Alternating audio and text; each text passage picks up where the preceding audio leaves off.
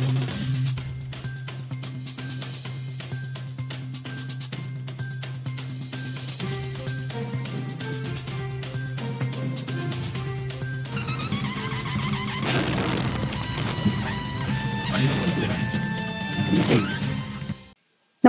आपण पाहता हिरकणी न्यूज.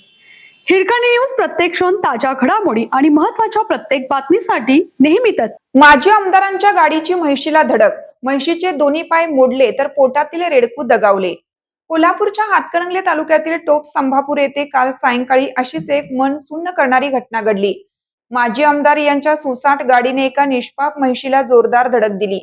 या भीषण अपघातात त्या मुक्या जनावराचे दोन्ही पाय निकामे झाले असून तिच्या पोटात वाढणारे 6 महिन्याचे रेडकू जागीच दगावले आहे.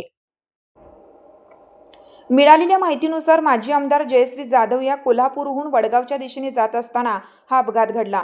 गाडीचा वेग इतका होता की झालेल्या जोरदार धडकेमुळे रस्त्यावरून चालणाऱ्या म्हशीचे पुढील दोन्ही पाय जागीच मोडले आणि ती रक्ताच्या थारोळ्यात कोसळली. केवळ पाय निकामी झाले एवढेच नाही तर त्या माऊलीच्या पोटात 6 महिन्याचा जीव होता.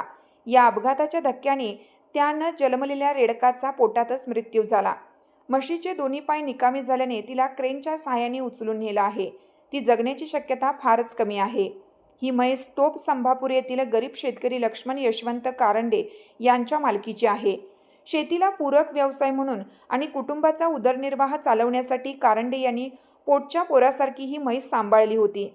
आमच्या कुटुंबाचा हाच एक मोठा आधार होता. तिच्या दुधावर घर चालायचं आणि पुढच्या काही महिन्यात घरात नवीन रेडकू येणार होतं. पण एका क्षणात सगळंच संपलं. आमच्यावर आभाळच कोसळले अशा शब्दात कारंडे कुटुंबियांनी आपल्या अश्रूंना वाट मोकळी करून दिली.